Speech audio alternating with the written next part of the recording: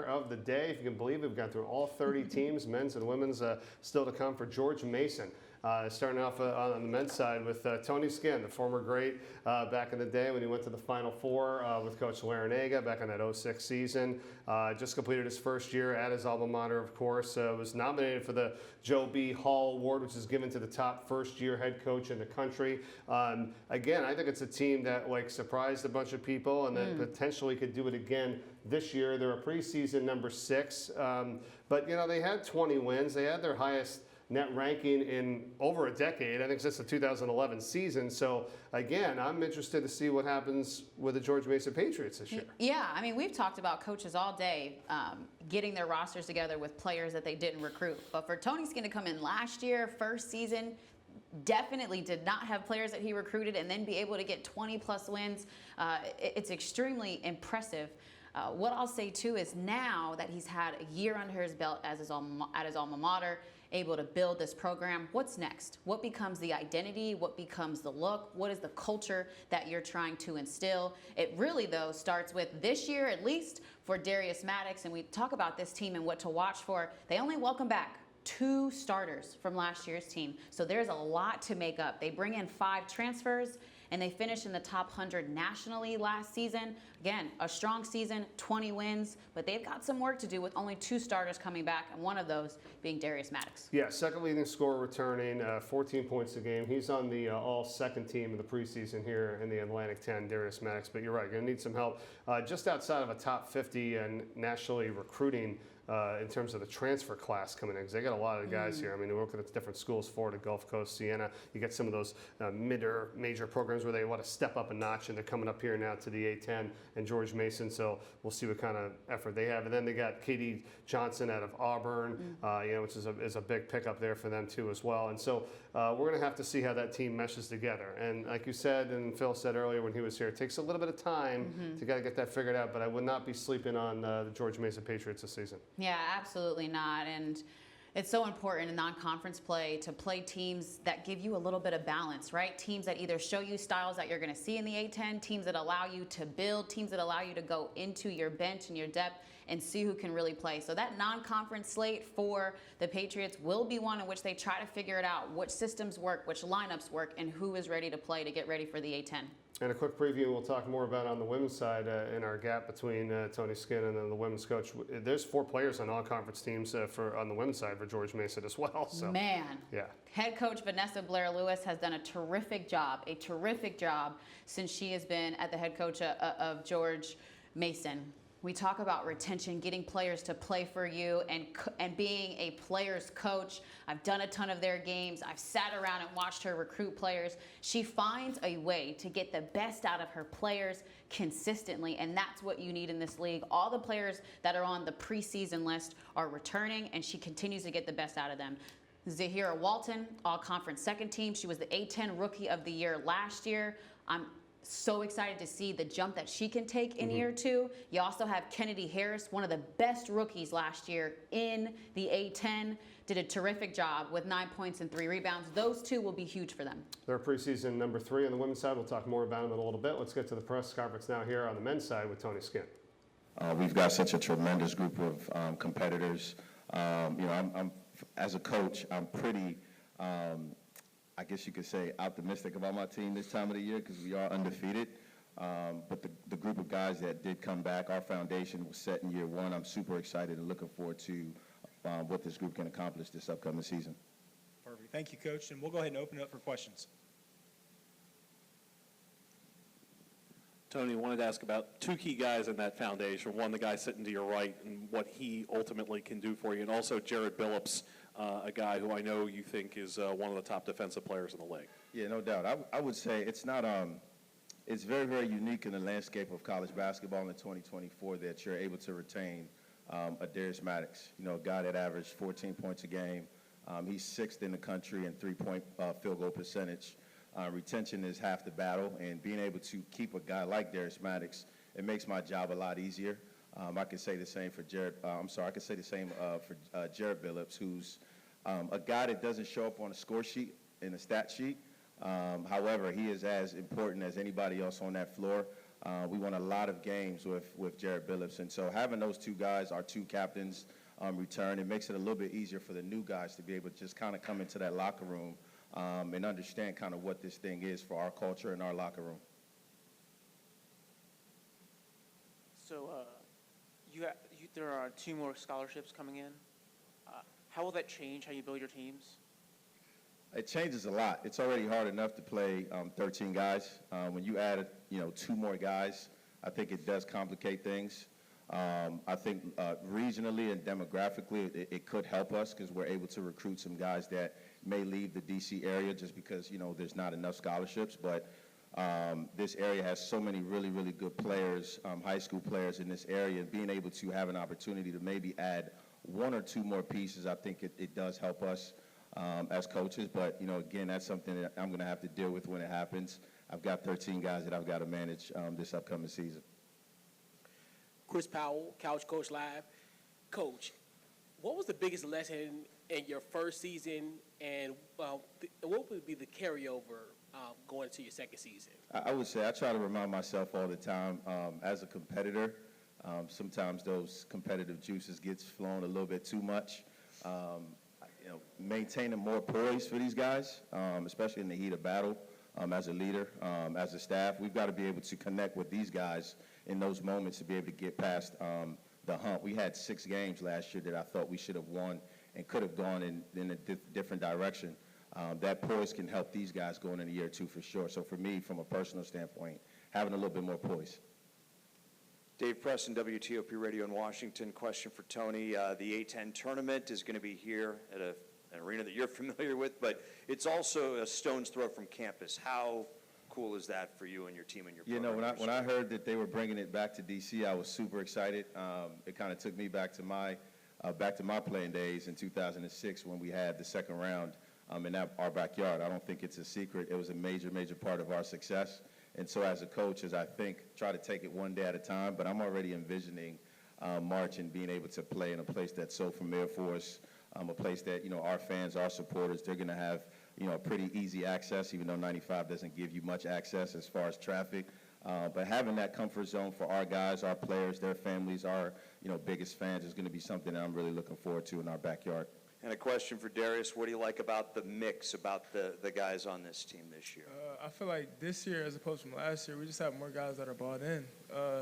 And from a day-to-day standpoint, especially as a fifth-year guy coming to practice in the preseason, at times it can be like, oh, man, I just want to get to the season. But every day these guys compete, and it just makes it more fun for me and fun for the staff and everybody around it.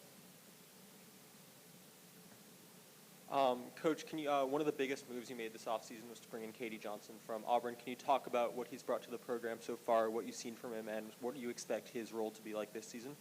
Yeah, K.D. Johnson is obviously a guy that played in the SEC over 120, 25 games in the SEC, started about 40 of those games. I think he takes the word competitive to a whole nother level. If he's on your side, you're happy. If he's not, you're unhappy. And so we've got a group of guys that have that same tenacity, and he fits right in. Jared Billups, like I mentioned earlier, is a guy from a defensive standpoint that makes things a lot complicated for practice. I'm happy defensively because of a K.D. Johnson, but it's pretty hard to run offense in practice with a K.D. Johnson. So I'm excited. Palmer Johnson, Giant Killer. Do you have any idea who will be starting at point guard? Starting point guard? Yeah. Honestly, I'm having a pretty tough time trying to figure that out, which is a good problem to have in October.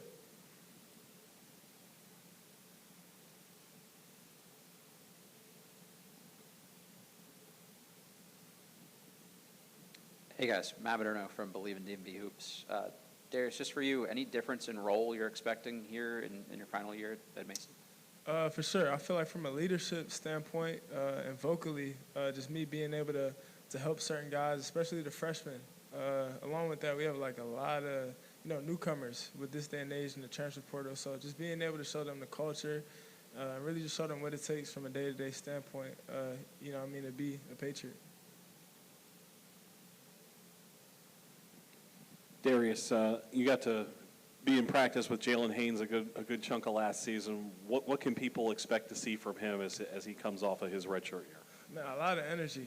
He hasn't played for who knows how many days, and he's just ready to get back out there. I know in practice, he's a problem. He's huge, he's loud, he can score the ball, he can pass the ball, he can defend. So they can just expect a little bit of everything from him. He's a great player. Zach Weiss, Pittsburgh Sports Now. Tony, I want to ask you, as you mentioned coming into year two, just what traits and personality do you like your team having, and how in year one did you build that even more so for this year? Yeah, I think it goes back to when I originally took the job, just kind of what my mantra is, which is, attitude, having a positive one. You're going to have some bad days. You're going to have some tough ones, but just coming in there with the right attitude can help you flip that. Commitment. It takes a certain level of commitment to be successful in this game of basketball that we play, and being committed to each other, not just the individual. And then class, just making sure you're doing the right things on and off the court. And then keeping this thing together as a family. Those four things is kind of what embodies who we are as a program. And having guys like Darius Maddox and Jared Billups, Woody Newton, and Austin Ball, who laid that foundation for us in year one, it makes it just a little bit easier for the carryover for our new guys. And this will be our last question. Tony, wanted to ask you about Zach Anderson. I know you were really excited to get him out of the portal from Gulf Coast. Yep.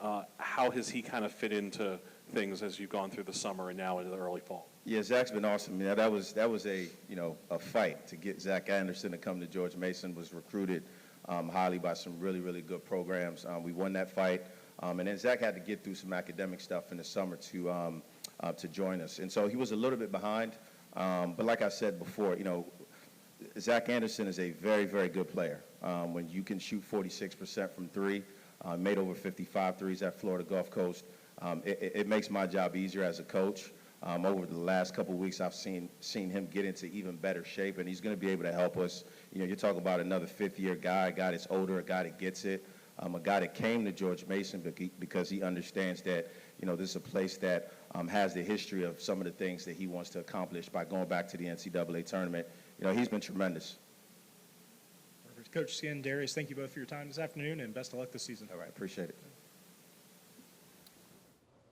All right, we'll talk more with Tony Skinn in just a little bit. That's going to end up wrapping up our day, but let's transition. Nice job, Ice. We did it. We did made it. Great job. Yes, Appreciate absolutely. you. Nice work. And we're going to conclude with Tony Skinn, the men's coach. We're going to talk to him here in just a few moments for a couple of minutes and wrap it up from the nation's capital. But what a day. And again, we talked a little bit about Mason and what we're going to see here with them. Any other final reactions, comments, thoughts on either team, men's or women's, for GMU? Yeah, I would say just going back to the women depth. They really have a lot of depth because of the returners and who they bring back at all positions, from the point guard position and Paul Suarez, who we saw, to the post player position, to also their wings and their second years that are now sophomores that have taken another level up. And again, Coach Blair Lewis recently signed a contract extension, so you cannot say enough about what she's doing, what that team has done, and I'm very excited for A-10 women's basketball. Those top three between St. Joe's, Richmond at the top, St. Joe's, George Mason, and then Davidson, that is a jam-packed top four.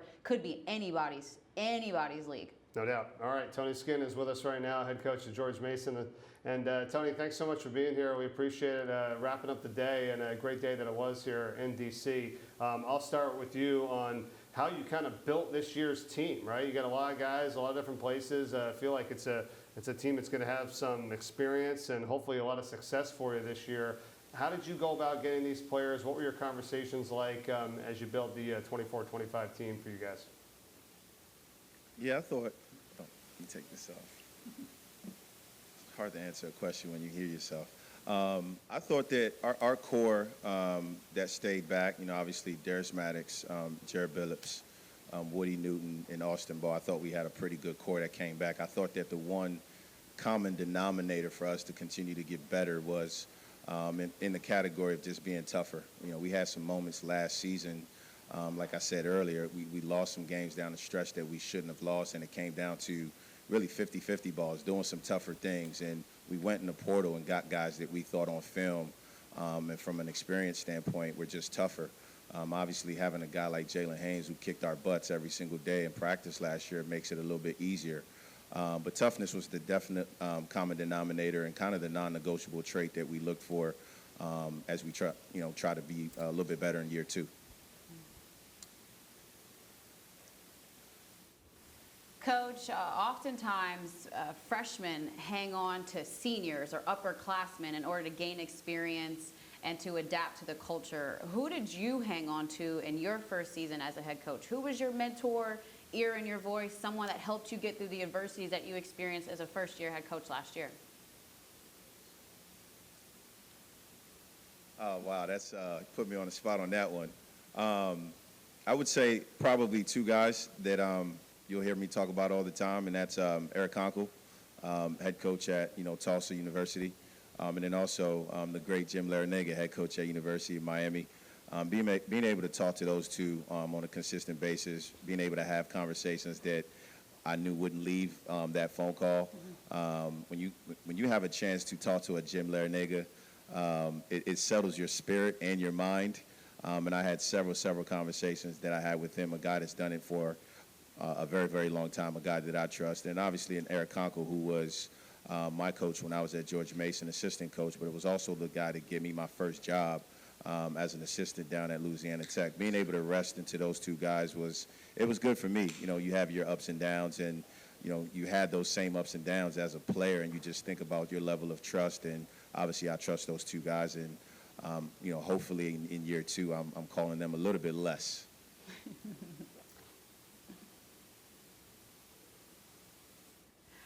Coach, what do you feel